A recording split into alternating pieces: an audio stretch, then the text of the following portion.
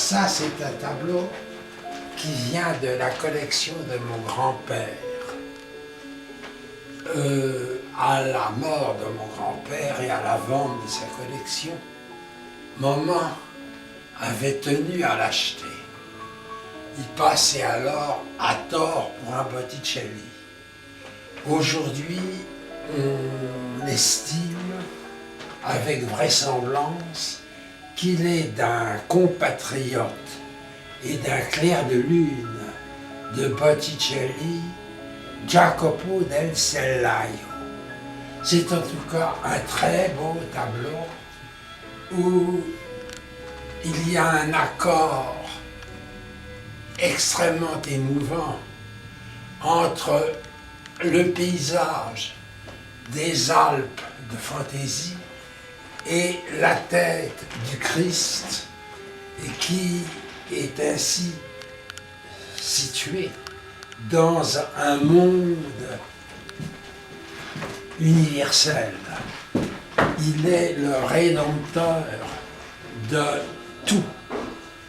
Et en même temps, ce qui est admirable, c'est qu'il est à la fois douloureux et bienveillant. Ce qui est également admirable, c'est la beauté du cadre. Je ne crois pas qu'il y ait beaucoup de cadres du XVe siècle aussi bien conservés que celui-là. Alors maintenant, nous allons sauter 2 siècles et passer du XVe au XVIIe avec cet adorable tableau de Philippe de Champagne. Philippe de Champagne avait peint pour Albert de Montmort le portrait de ses 7 enfants. Albert de Montmort était un personnage très considérable sous la régence d'Anne d'Autriche. Il était membre du Parlement et secrétaire perpétuel de l'Académie française. Il possédait un château en Champagne, à Montmort, et il avait 7 enfants. Le tableau des 7 enfants est aujourd'hui au musée de Reims.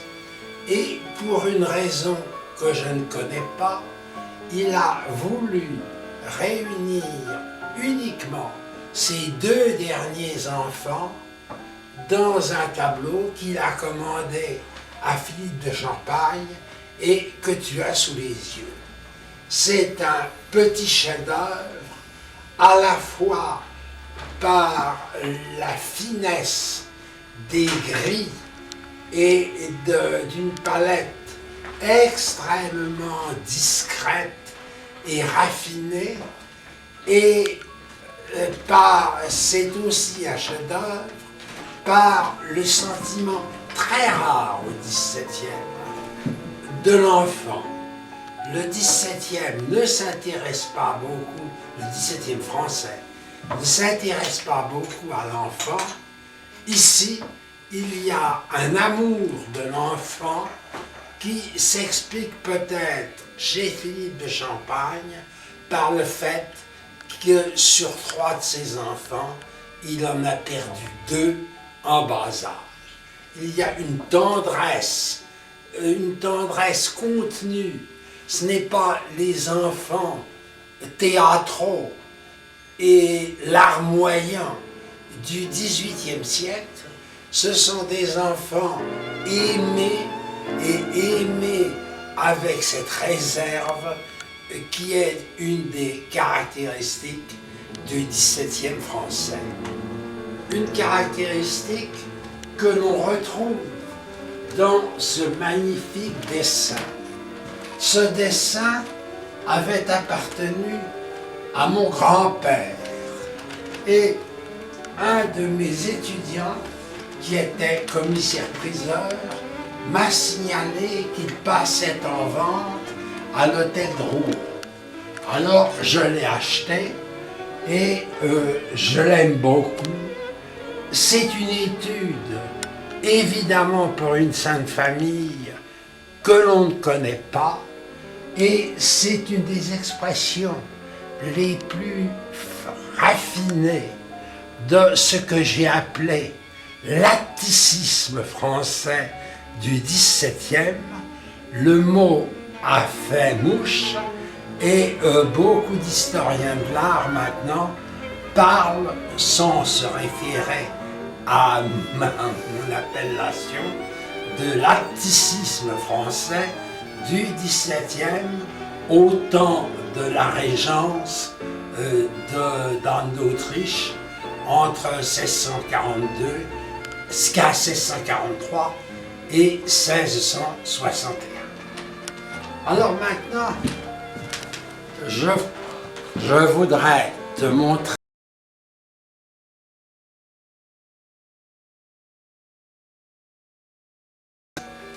assez inattendu, mais qu'on peut, qui n'est pas aberrant. C'est un tableau de Millet. On oublie généralement que Millet a peint dans sa jeunesse d'admirables portraits qu'on voit au musée de Cherbourg, au musée de Rouen, au musée de Lyon. Et puis, il a quelque peu abandonné le portrait, et c'est ça à la fin de sa vie qu'il a fait le portrait de son neveu.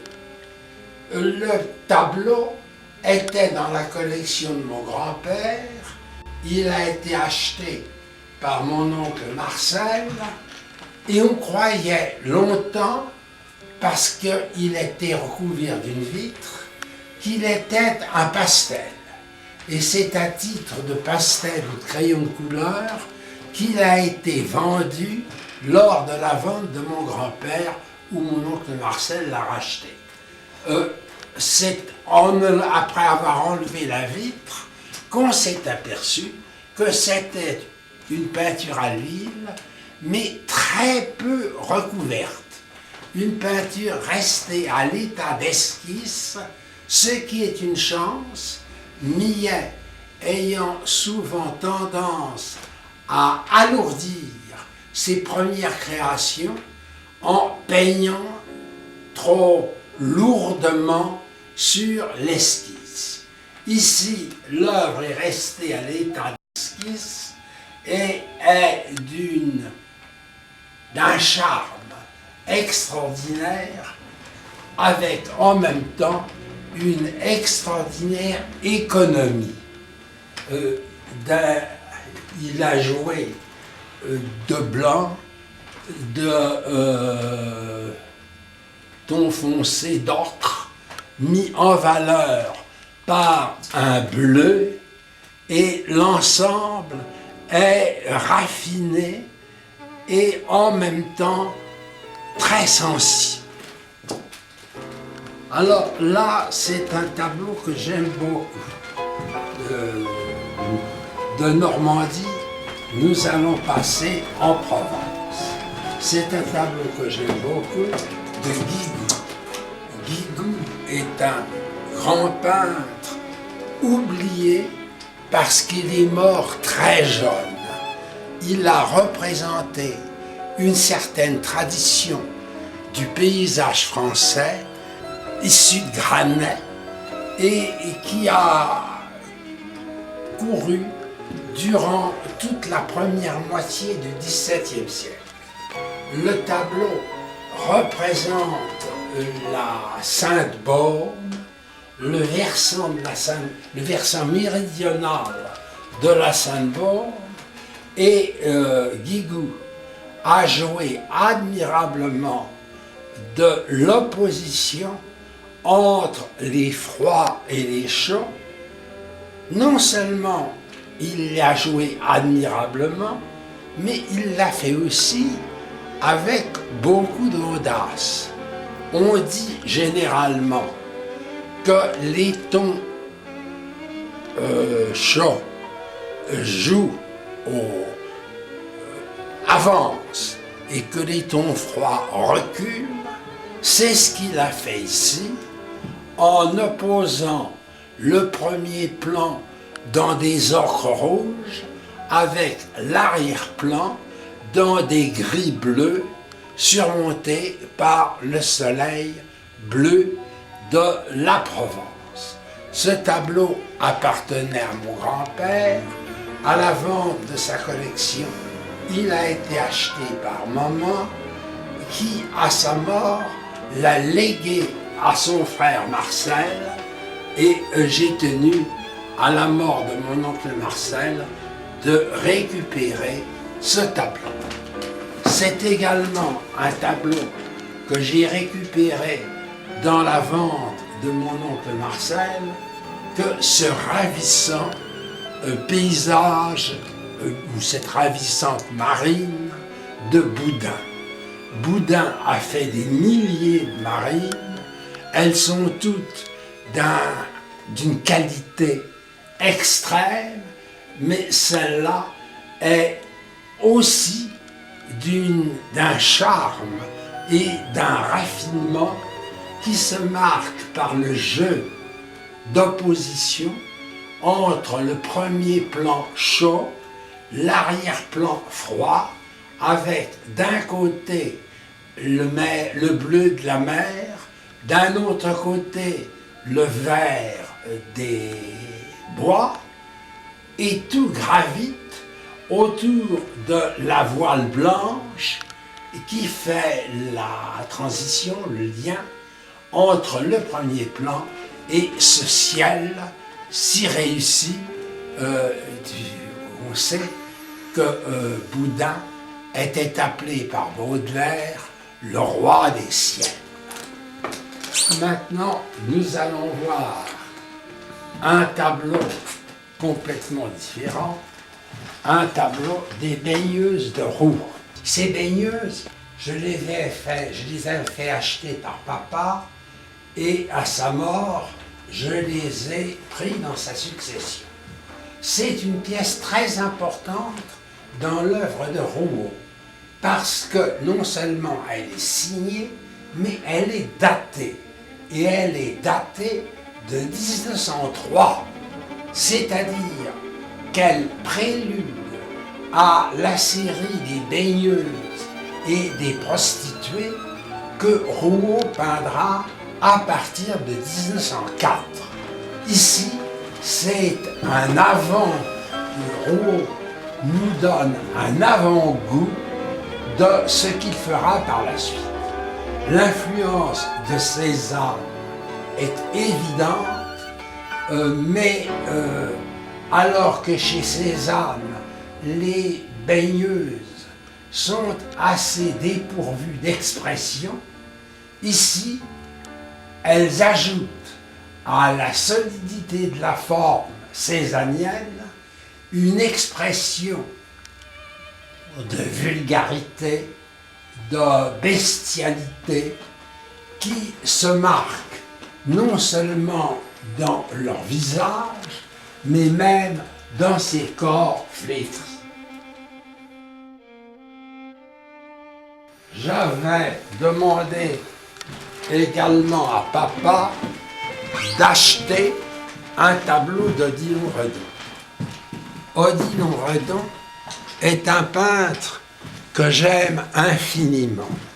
Je le préfère, je crois, à la plupart des impressionnistes. Il est le peintre du mystère, et ici, il a su exprimer le mystère d'une vie recueillie dans la lecture, et ce recueillement est traduit par une monochromie à base de roses. L'œuvre a été exposée dans une exposition Redon à la galerie Durand-Ruel vers 1905. Picasso l'a évidemment vu, et l'on voit ici que Picasso a fait usage de cette harmonie rose dans sa fameuse période rose qui va être sa création aux environs de 1906. Je voudrais encore, avant de quitter le salon, te montrer ce Christ. C'est une esquisse du Christ que Germaine Richier avait créé pour l'église du Plateau d'Assy en Haute-Savoie. Le Christ de Germaine Richier avait fait un absurde scandale. J'avais défendu le Christ de Germaine Richier et pour me remercier, Germaine Richier m'avait offert une des nombreuses études qu'elle avait multipliées pour l'œuvre du Plateau d'Assy. C'est une de ces nombreuses études qui est peut-être encore plus poignante que l'œuvre définitive de Haute-Savoie. Ce tableau est le premier tableau moderne que j'ai acheté. Je l'ai acheté dans des circonstances assez curieuses. C'était en 1941. J'étais tout jeune conservateur adjoint au Musée d'Art moderne et le conservateur, M. Ladoué, m'avait demandé d'aller examiner une peinture de Pignon qui avait été commandée par l'État pour voir dans quel état elle se trouvait. L'atelier de Pignon était assez loin, il était à Boulogne, il occupait d'ailleurs l'atelier de Lipschitz qui s'était réfugié aux États-Unis. Alors j'ai vu l'atelier Pignon, ça devait être en juin 1941, et j'ai été très impressionné par les tableaux que j'avais vus chez Pignon. J'avais en particulier remarqué cette maternité, et je l'avais tellement remarqué que j'ai fini par l'acheter à un prix d'ailleurs assez élevé. Qu'est-ce qui m'avait séduit dans cette maternité? Eh bien, c'est cette synthèse du cubisme et du fauvisme que tout un groupe de jeunes peintres essayait de réaliser à cette époque en protestation contre l'Entartete Kunst, cher et exécré par les Allemands. Ils avaient organisé une exposition à la Galerie Braun, qu'ils avaient appelée Exposition des jeunes peintres de tradition française, pour affirmer que la tradition française, c'était le fauvisme et le cubisme. Ici, on voit des éléments fauves qui sont absolument évidents. C'est l'intensité de cette couleur et les contrastes de ces couleurs très intensément opposées. Remarquez par exemple le violet de la cafetière qui répète le violet de l'épaule de la femme et qui contraste avec le jaune de la lampe du fond. Tout le tableau est construit sur une antithèse des tons chauds et des tons froids. Et puis, ce qu'il y a de cubiste, c'est la simplification des formes, évidente en particulier dans la tête et l'épaule de la femme, dans le personnage de l'enfant, mais évidente aussi dans la multiplication du point de vue.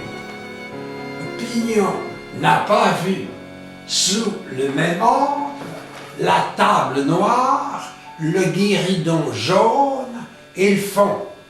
Il a multiplié son point de vue pour créer un ensemble qui soit cohérent et où la perspective ne vienne pas disperser les éléments.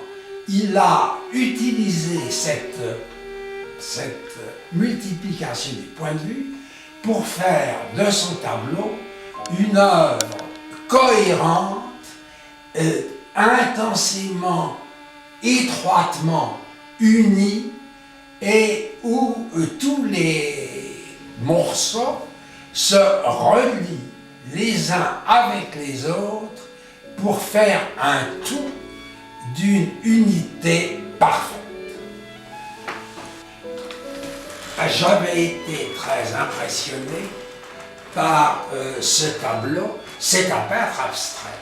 J'avais été très impressionné par ce tableau dont j'avais aimé le dessin et les couleurs.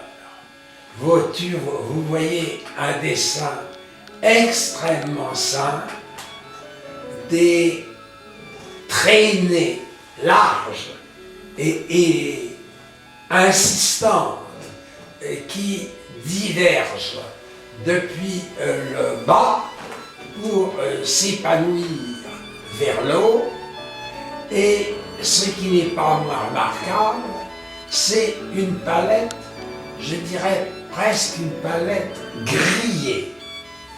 Atlan était né à Constantine et toute sa vie, il a quitté très jeune l'Algérie, mais toute sa vie, il est resté hanté par la couleur de la terre brûlée de l'Algérie. Et on retrouve ici cette couleur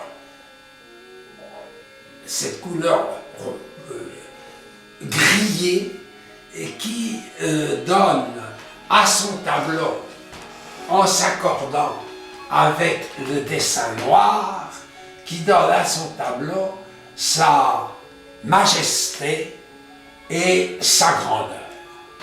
Parce qu'il m'a été donné par Charles Delaunay en souvenir de sa mère qui était morte quelques semaines avant qu'il me fasse ce cadeau.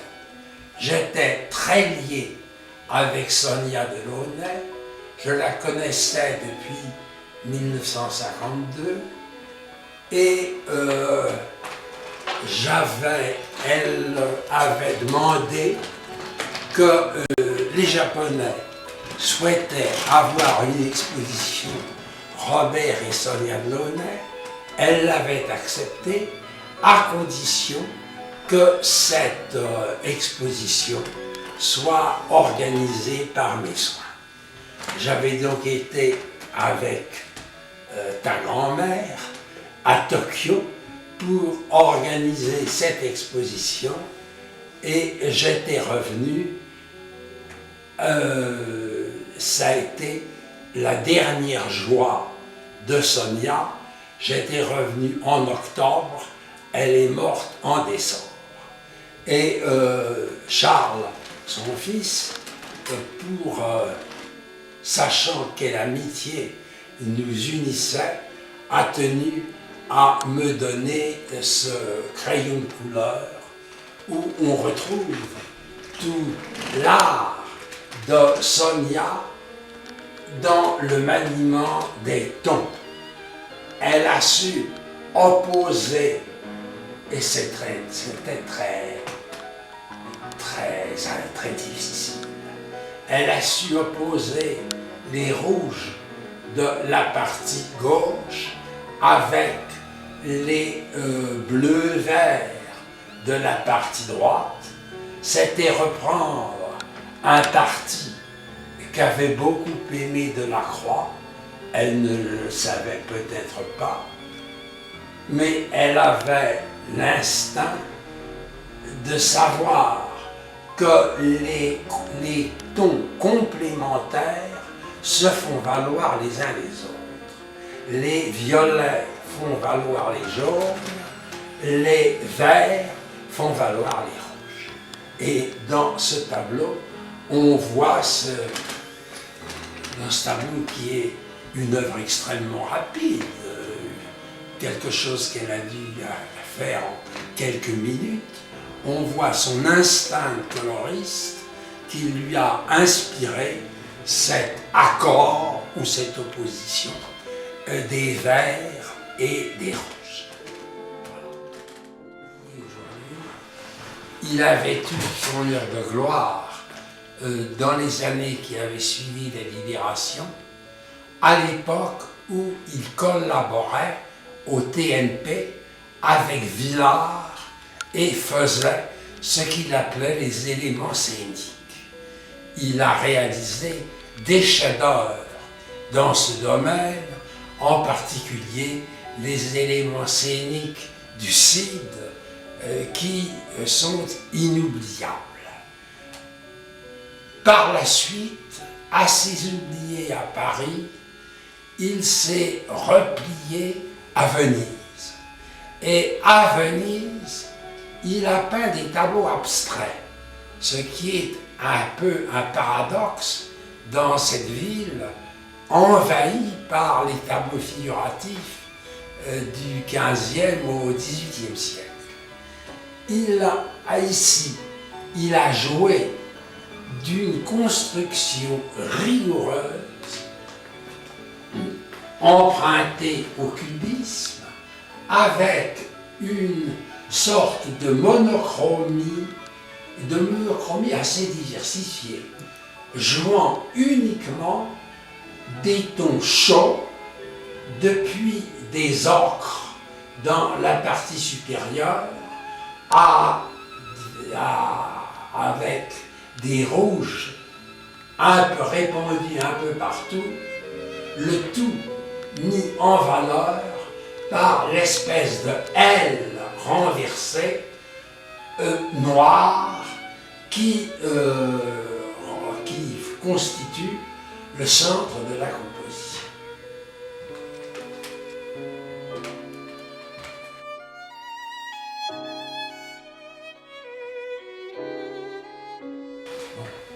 Alors, l'intérêt de ce soulage, en plus de sa qualité propre, est d'être une œuvre de jeunesse de l'artiste et de prouver que dès sa jeunesse, il avait trouvé cette formule qui a été copiée par des Américains. Les Américains ont toujours prétendu que c'est eux qui avaient mis au point ces accords de tons sombres peints dans une pâte extrêmement épaisse. C'est une prétention illégitime.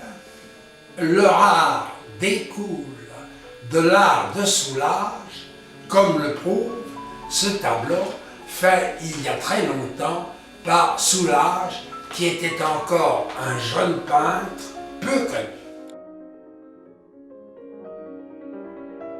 J'ai la chance de posséder 5 ou 6 Aoki, dont le plus ancien est celui qui représente la vallée de l'Arve en Haute-Savoie. Quand Aoki était arrivé à Paris en 1948, j'avais tout de suite été ému par la qualité de son art et j'avais accepté de lui écrire une préface pour sa première exposition parisienne à la Galerie Creuse.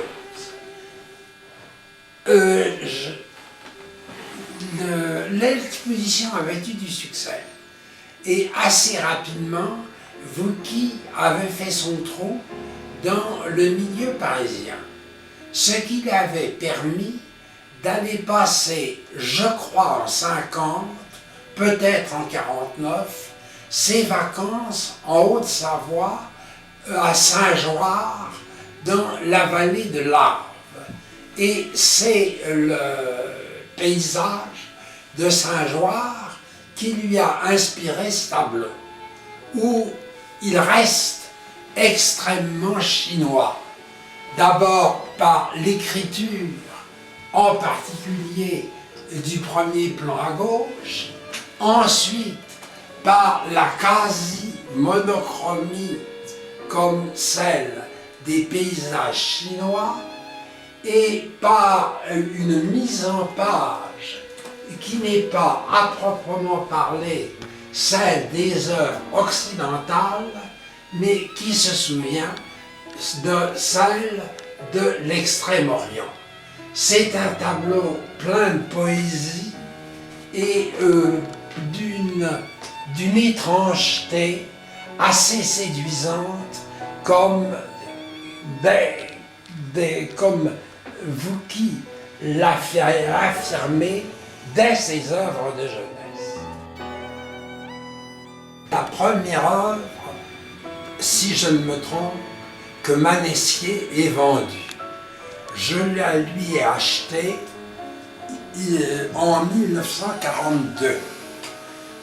Elle représente des bateaux dans la baie de Somme, c'est-à-dire à une époque, en 1942, où il ne pouvait pas aller dans cette région qu'il aimait tant, la région étant occupée par les forces militaires allemandes et interdite aux Français. C'est donc un paysage, je ne dirais pas d'imagination, mais je dirais plutôt de souvenirs et de nostalgie,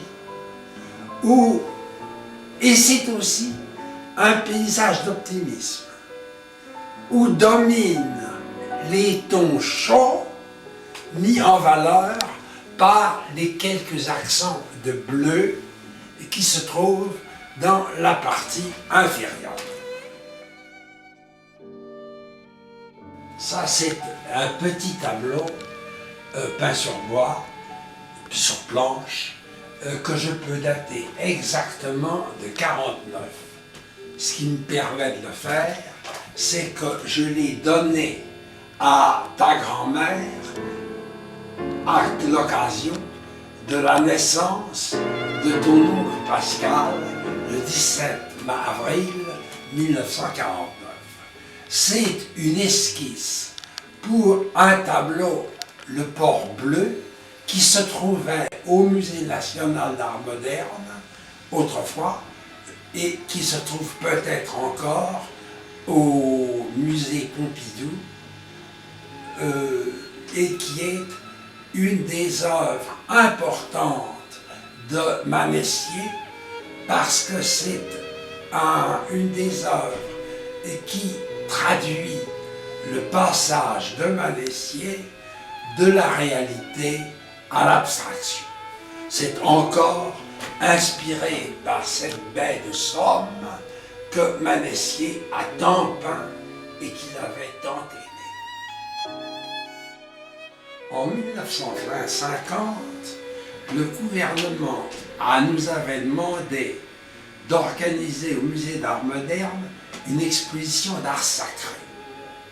On avait donc demandé à un certain nombre de peintres de peindre des tableaux sacrés, et Saint-Gier avait peint ce tableau qu'il avait intitulé « Nuit de Noël ». C'est un souvenir des Noëls de son enfance dans les Flandres, avec la nuit éclairée par les lampes des paysans qui se rendaient à la messe de minuit. Le tableau de Saint-Gier avait eu beaucoup de succès et avait été acheté par l'État. Et il avait tellement plu à mon oncle Marcel que celui-ci avait demandé à Saint-Gier de lui en faire une deuxième version. Et c'est cette deuxième version que tu as sous les yeux et qui est aussi séduisante et aussi émouvante que la première.